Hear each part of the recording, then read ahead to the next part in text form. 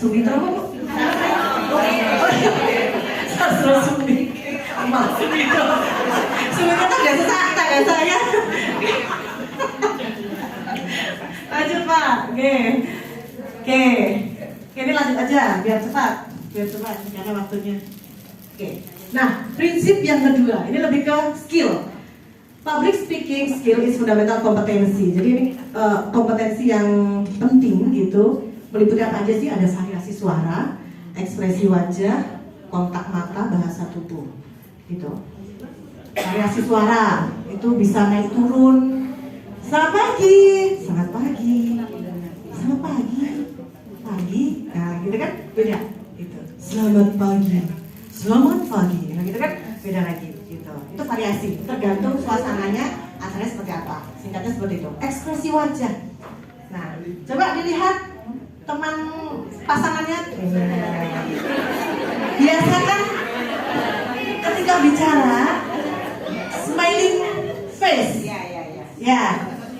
Wajah yang tersenyum. Coba tersenyum. Kan cantik, ya kan? Gitu. Oke. Kemudian kontak mata. Nah, ketika kita bicara di depan, ya harus dilihat. Jangan lihat satu doang, maksudnya saya lihat ibu terus saking deg-degannya saya cuma lihat ibu dulu, gitu kan? Lihat ibu, malah yang dilihat juga takut gitu. Gitu. Jadi kontak mata itu bisa menyapu bisa, jadi lihat sini, sekarang tengah boleh tuh, atau nanti bisa interaksi kalau ada nama. Kalau ini kan nggak ada nama ya, jadi nggak bisa ini atau tunjuk kayak gitu nggak apa-apa. Ada Mbak Ani gitu misalnya, halo Ibu Rahayu, halo Ibu Utami, misalnya gitu, disapa dan sebagainya, dilihat itu akan lebih membuat menarik seperti itu. Kemudian bahasa tubuh performance, gestur gitu, itu juga menjadi salah satu daya dukung untuk public speaking. Oke, lanjut Pak, masih ada. Nah, ini ibu-ibu penting sekali, ini diingat-ingat. Metode biar kita menjadi seorang public speaker yang bagus, namanya IDEAS. Ayo apa Bu? Pakai suara perut ya Bu. Tuh kan bisa. D. E. A. S.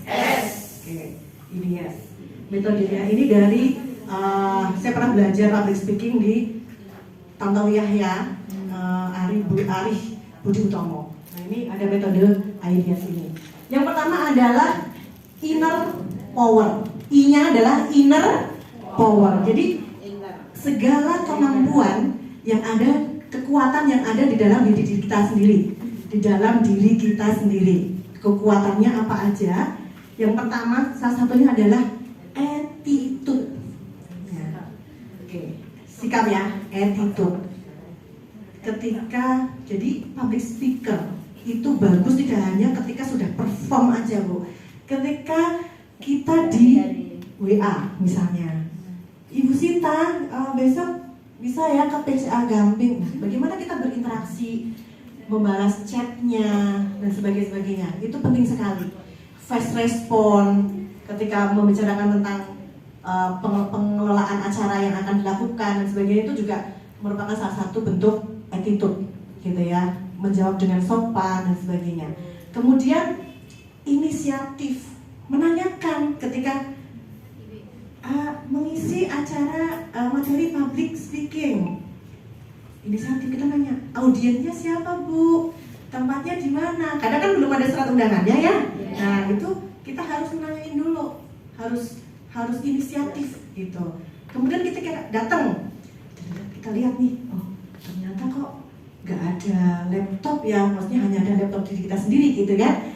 Kemudian ya bagaimana caranya, kita harus mempersiapkan inisiatif dari diri kita. Jadi jangan menunggu gitu. Jadi sudah disiapin dari awal. Itu namanya inisiatif. Kekuatan-kekuatan itu yang harus kita lakukan. Jadi jangan mengandalkan yang membuat acara gitu. Jadi kita sebisa mungkin kita sudah mempersiapkan apa yang akan kita presentasikan. Nah, kayak tadi saya dengan Bu Tami, ini materi saya ada di link G Drive gitu.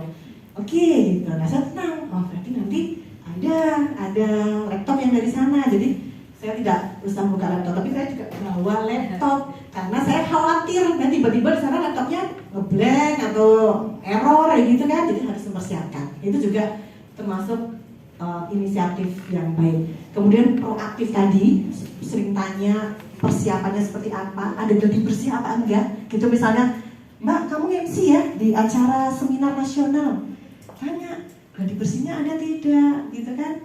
Dan kemudian ada naskahnya atau tidak? Oh tidak ada mbaknya bikin sendiri, bikin, gitu. Jadi kita harus prepare. Itu inner power ya Bu. Jadi inner power itu kekuatan itu. Kemudian emosional.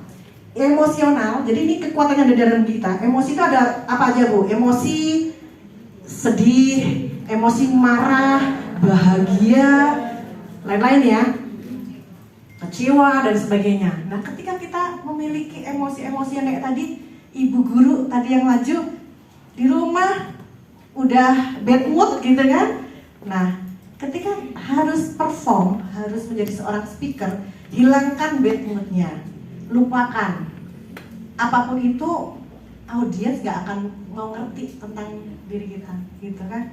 Jadi yang harus kita tampilkan adalah tetap smiling voice, smiling face gitu dan menyampaikan materi dengan baik gitu. Jadi harus bisa meregulasi emosi yang ada di dalam diri kita masing-masing gitu ya. Pas baper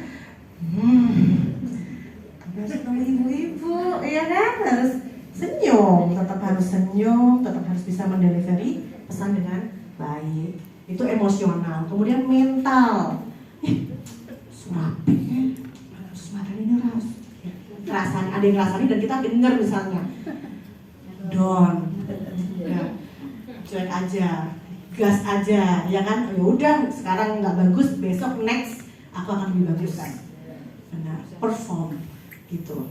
Tapi kadang nggak bisa gitu juga ya Bu ya. Kadang ketika sudah ada yang menjudge, wah dia MC nggak bagus, wah dia dakwahnya apa namanya, pengajiannya tadi materinya nggak jelas, terus itu lagi misalnya gitu. Dan kita dapat kayak gitu ya, feedback yang seperti itu harus bisa dengan legowo. Oh ya mungkin memang saya informasinya nggak jelas tadi ya.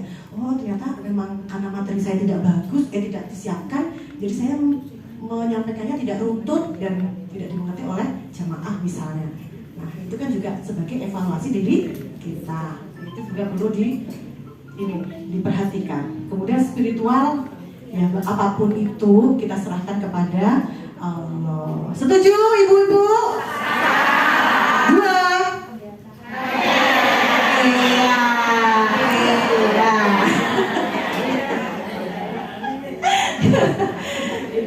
Oke, itu yang inner power. Kemudian yang kedua adalah delivery. Bagaimana proses penyampaian pesannya.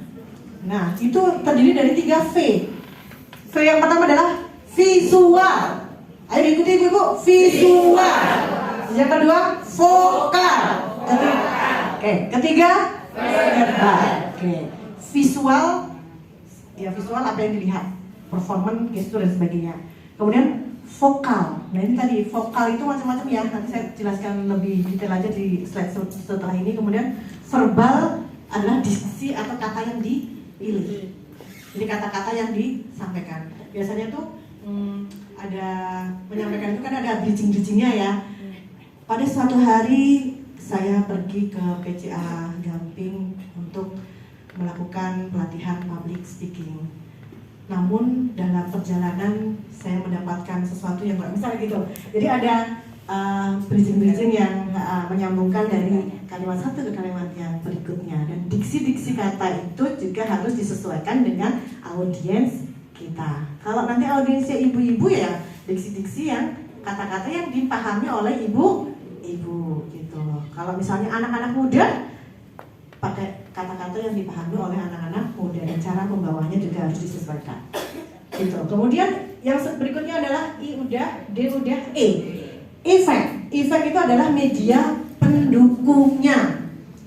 Apa aja Bu kalau mau jadi seorang speaker, ketika kita mau perform menjadi public speaker, apa aja pendukungnya? Mic, oke, mikrofon. Berapa lagi? Laptop, oke. PowerPoint, apa lagi Bu? Layar LCD, oke. Apa lagi Bu? Apa Bu? Oh, fashion, oke, iya ya, benar. Ya baju kayak gitu-gitu ya Bu ya, untuk perform, oke. Apalagi Bu?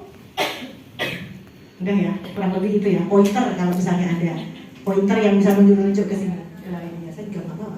Oke, itu media pendukungnya. Media pendukung itu fungsinya apa ya? Untuk memperlancar kegiatan kita, gitu. Bisa mengerti oleh peserta atau audiens. Kemudian autentik, autentik. Jadi diri sendiri. Kita harus punya style sendiri, gitu. Kalau Bu A seperti ini, kalau Bu B seperti itu. Nggak usah nyontoh-nyontoh gitu. Nyontoh boleh, ATM boleh. Saya ngefans sama siapa ya? Siapa Ibu? Seorang, oh no, Najwa Shihab misalnya. Wah, itu kan keren banget kan Bu. Kalau public speaking-nya kan bagus gitu. Seperti itu. Mau persis seperti itu, nggak bakalan bisa. Nggak bakalan bisa. Jadi kita tetap jadi diri sendiri. Nggak apa-apa, kita punya ciri khas gitu. Oh, kalau ciri khasnya Najwa kan seperti itu, kalau kita seperti ini. Ya, Noziana Silalahi misalnya. Siapa lagi Bu? Ya, yang terkenal itu bisa jadi inspirasi kita.